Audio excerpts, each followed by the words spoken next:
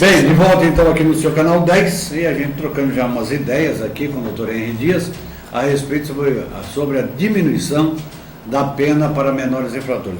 Primeiro, boa tarde mais uma vez, muito obrigado. O senhor sempre trazendo temas picantes para serem discutidos e analisados aqui no canal 10. Boa tarde, doutor. Boa tarde, Vono. Boa tarde, internautas, espectadores do canal 10. É sempre um grande prazer voltar aqui.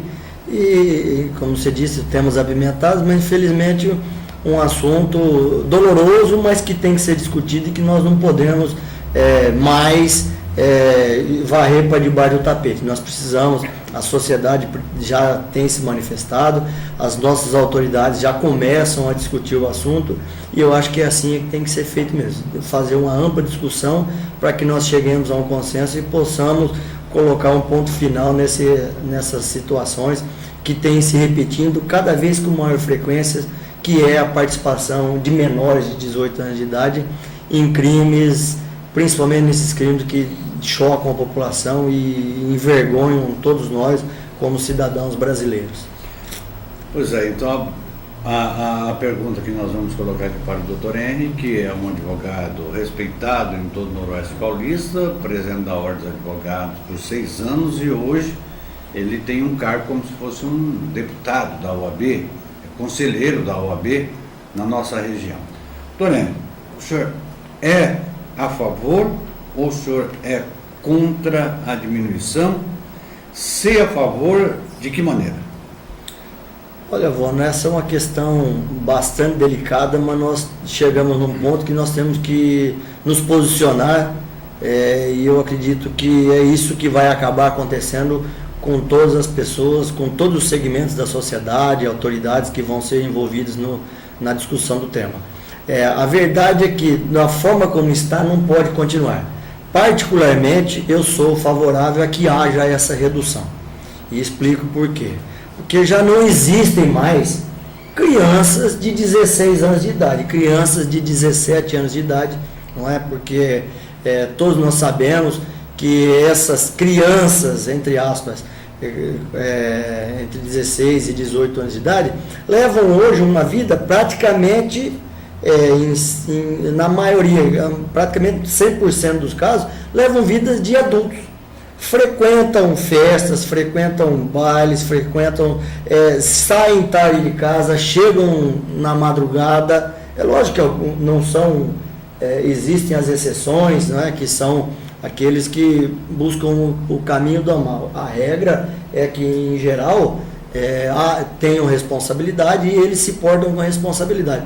Então, não existe mais razão para que nós mantenhamos uma legislação que hoje se mostra anacrônica, ultrapassada e que pede urgentemente, inclusive com o apoio da população, que haja uma modificação nesse estado de coisas. Então eu me manifesto e eu quero deixar bem claro que isso é uma posição pessoal minha, favoravelmente a essa redução. Bom, eu penso mais ou menos nessa linha de raciocínio. Só que eu também penso da seguinte maneira: o que cura o doente é o remédio. Só que se a dose for muito grande, ao invés de curar, mata, né, doutor? Ao invés de curar, mata. Nós sabemos que existem jovens, me permita fazer uma explanação daquilo que eu penso. Nós conhecemos jovens que são criados ali a ferro e fogo. E dou um exemplo, um garoto como esse aí, jovem, mas uma cabeça maravilhosa, nosso Leozinho. E muitas famílias criam os filhos, criam para eles e para a sociedade e para ser gente realmente. Agora tem gente que abandona, né? Então é verdade que no Código Penal está lá abandono incapaz. Agora veja bem, doutor, precisa se diminuir, eu acho que deveria ser no mínimo 16 anos de idade, em cima da explanação que o senhor fez, até porque deve-se cobrar também um pouco mais dos pais. Porque muitas vezes o menino vai para a droga, vai para o crime, porque a mãe é casada e tem 3, 4 namorados, o pai é casado, tem 3, 4 namorados, e deixa para a escola educar e preparar o seu filho para o futuro. E na escola se adquire cultura, educação em casa. Não deveríamos apertar um pouco mais, além de baixar para 16 anos, sem fugir do tema, apertar um pouco mais as penalidades para os crimes de receptação? Porque é muito leve. O cara menor furta, vai lá e vende para um cidadão, ele compra um objeto roubado, que faz uma falta danada para determinada pessoa, e ele nem para a cadeia vai, na verdade, não é? E os pais, obrigar os pais a darem mais atenção aos seus filhos também, de formalidade com lei. O que o senhor acha disso? Olha, Ivana, você abordou um tema que, e isso é importante porque o assunto é bastante complexo e é até apaixonante, porque, na verdade, há uma série de fatores que precisam ser mudados. Não é pura e simplesmente reduzir a maioridade penal que nós vamos resolver todos esses problemas. Não, isso não vai acontecer, nós temos plena consciência disso. O que existe, e até nesse ponto é interessante colocar aqui um número, porque eu fiz já há algum tempo trabalhando em cima desse tema, nós fizemos um levantamento. Existem hoje, e o assunto da redução da maioridade surge basicamente em razão dos crimes hediondos que são praticados, como esse que tem se repetido com frequência, esse caso da dentista lá em São Bernardo do Campo, o caso do estudante, do Victor, que também foi assassinado na frente de casa, do Champinha, alguns anos atrás, que as pessoas se lembram, do menino do João Hélio, que foi arrastado lá no Rio de Janeiro, alguns anos atrás. Então, todas as vezes que acontecem esses crimes bárbaros, que todo crime é hediondo, lógico, mas que a gente convencionou chamar popularmente como hediondos, há o relevantamento dessa discussão. Então, basicamente, o assunto seria em relação a esses infratores que cometem esse tipo de crime, esses homicídios. E nós fizemos um levantamento, existem hoje adolescentes nessas condições, cerca de 1.500 homens, no Brasil inteiro. Então, eu repito, volto a frisar aquela fala inicial, que são exceções.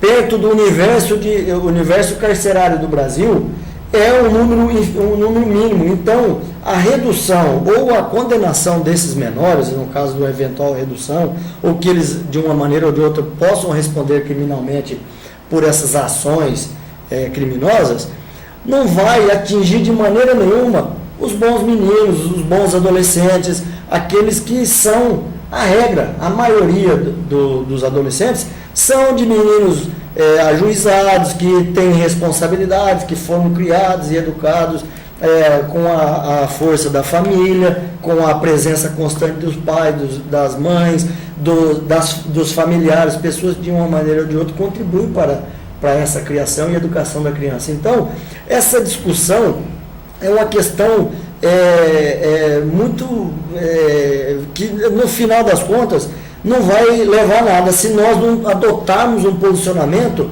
que enseje já também imediatamente, a adoção de outras iniciativas nesse sentido, para complementar essa atitude. Por quê? Você deu esse exemplo dos pais, da mãe, da punição de pais e mães, porque os filhos acabam ficando abandonados. Existem no Código Penal, na legislação civil brasileira, inúmeras possibilidades de punir os pais ou os responsáveis pelos filhos. E você acabou mesmo de citar um abandono do incapaz. As varas da infância e da juventude, aqui em Fernandópolis nós temos um exemplo, o trabalho que é desenvolvido na infância e da juventude aqui, de acompanhamento das escolas com o conselho tutelar. Era preciso também que, ao mesmo tempo que se discutisse esse tema da redução da maioridade, também se discutisse formas de fazer cumprir a legislação, porque nós estamos cheios no Brasil de legislação para tudo, lei para isso, lei para aquilo, mas na verdade não existe cumprimento da lei. E é essa a grande dificuldade nossa, porque lei nós temos, legislação para tudo e quanto é necessidade, a legislação existe. O que não existe é o cumprimento. Nós ficamos ao sabor de situações circunstanciais que acabam provocando manifestações de um lado, de outro, né, de autoridades aqui, esse caso da infância e da juventude, atuações que acabam se tornando isoladas, como a que nós fizemos aqui em Fernandópolis, que não se repetem em outras cidades. Então, a nossa realidade, nós ainda podemos dizer que é uma realidade melhor do que as outras, de outras cidades. Mas seria necessário, e você foi muito feliz nesse ponto, de que, paralelo à discussão da redução da maioridade penal, nós discutíssemos também outras formas, outras alternativas para que caminhassem juntas. Ainda em cima da diminuição da idade, vamos deixar para o senhor dar uma analisada e falar com o telespectador e o internauta sobre o caso do garoto, torcedor do Corinthians, que esteve na Bolívia. Porque tem 12 indivíduos lá, torcedores do Corinthians, que ainda estão presos na Bolívia. Muito possivelmente, com a legislação que nós temos no Brasil, esses caras já teriam saído da cadeia. Já teriam. Não estariam jogando duro com eles, como estão jogando lá. O que é que aconteceu? O menor foi comunicado, sim. Aqui não está escrito em lugar nenhum. Olha, foi você que soltou esse bendito, esse rojão, não sei o que lá. Foi você. E depois, já no terceiro dia depois do depoimento, já não morava mais naquela casa, se mudou, ninguém sabe onde mudou. Por quê? Muito provavelmente ele ganhou uma casa para assumir o que ele fez lá, pensando que a legislação lá fosse como a nossa aqui. Agora veja bem, doutor Henrique, como o senhor colocava aqui nos bastidores, em tudo, me desculpe o termo, em toda desgraça, crime violento que acontece, sempre tem o menor, sempre está junto. O que o pai, e eu queria que o senhor falasse sobre isso, o que o pai e a mãe daquele moleque que disse que soltou o foguete lá, aquele corintiano, o que o pai e a mãe estavam fazendo, que o moleque saiu do país, menor de idade, para ver o jogo do Corinthians? Pode? Pai e mãe? Realmente é uma situação. Tem um ditado popular que fala que uma coisa que começa errada dificilmente acaba certo. É o pau torto? Exatamente. É uma série de fatores que acabam contribuindo para o evento final.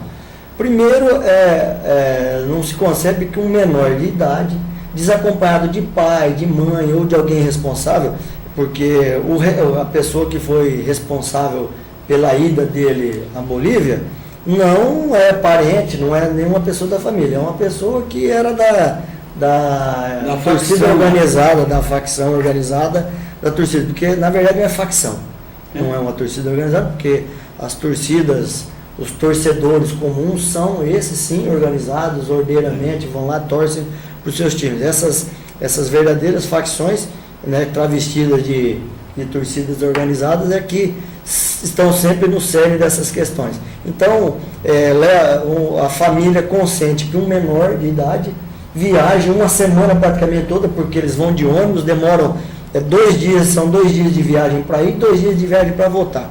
Então, são praticamente uma semana dentro de um ônibus, atravessando o país, praticamente todo o país, para ir assistir uma partida de futebol. Essa criança não estuda, esse adolescente não estuda, esse adolescente não trabalha, e ele pode agora simplesmente se esconder debaixo da carapuça da idade e não responder por nada, não ser responsabilizado por nada. Eu penso que a própria justiça boliviana acabou se metendo numa enrascada, porque não tem como comprovar que foram os torcedores que estão presos lá, que deram razão à morte, né, que provocaram a morte, porque não existe uma prova definitiva, uma prova forte de que tenham sido eles ou que tenha tido a participação deles. E o menor fica aqui no Brasil, não vai receber nenhum tipo de punição, infelizmente. E quem acabou sendo realmente penalizado foi a família do menino, que estava acompanhado de um parente com autorização do pai, porque nós acompanhamos todas as matérias, todas as discussões sobre o tema, e o pai autorizou legalmente que um parente, salvo engano, acho que um primo, um tio, acompanhasse o menino, o menor lá, o Kevin, para assistir o jogo, diferentemente do menor que estava viajando e acompanhando a torcida brasileira. Para encerrar, doutor, veja bem, como é que o pai e a mãe deixam, temos 2 minutos ainda, Léo, como que o pai e a mãe deixam o filho, porque se ele fosse para o Chile, que é um país culto e rico, né, tudo bem, mas que não fosse futebol. Mas deixar ir para a Bolívia, onde o governo está autorizando dobrar a plantação de coca, que produz a cocaína, atrás de um jogo de futebol. Pai desse ou uma mãe dessa tinha que ficar pelo menos 10 anos na cadeia, não tinha não? Olha, essa é uma situação bastante delicada, porque são questões internas de posicionamento.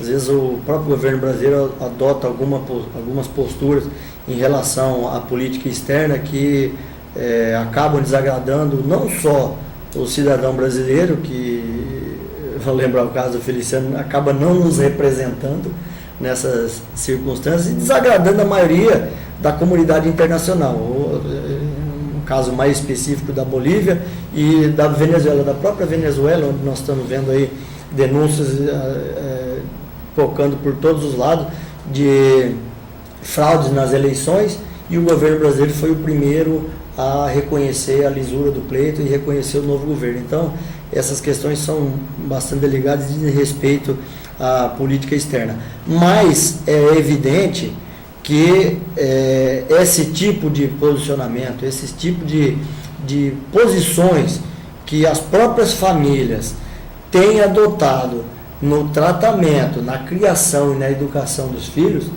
tem que ser revisto. Nós temos que tomar algumas decisões. O governo, no primeiro momento, esse debate ficava restrito às áreas vinculadas ao direito, depois alguns segmentos da sociedade, mas agora nós já temos visto manifestações diretas de autoridades, inclusive agora nesse caso da dentista, o próprio governador do estado de São Paulo, Dr. Geraldo Alckmin, o secretário de Segurança Pública, Dr. Fernando Grela Vieira, também se manifestando favoravelmente à modificação da legislação.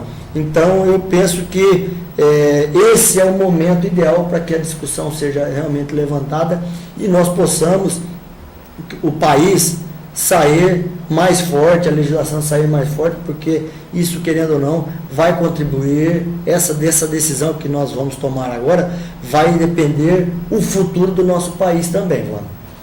Muito bem, como sempre, toda segunda-feira aqui conosco, no canal 10, Dr. Henry Dias, trazendo assuntos de muito interesse seu aí, que está no computador, que está na TV acompanhando. Ele vai estar de volta conosco na próxima segunda-feira. Doutor, um abraço, boa tarde. Muito obrigado, até segunda-feira, se Deus quiser. E eu que agradeço, vamos até segunda, se Deus quiser. Vão ganhar do Atlético na quinta ou não? Sem dúvida nenhuma. E do Corinthians no domingo? Também ganharemos do Corinthians. É tudo no Morumbi, né? Apesar de que o corintiano ali deu risada, mas o São Paulo é o clube da fé. Aí depois na segunda-feira tu dá aquela risadinha de cano de boca para Sim, escorrendo. Tamo junto. Sim. Um abraço a você, muito obrigado pela audiência. Amanhã, a partir do meio-dia, nós estaremos de volta. Você assiste esse programa às 18 horas em reprise e às 24 horas. Tenham todos uma grande tarde, uma feliz noite e até amanhã, se Deus quiser.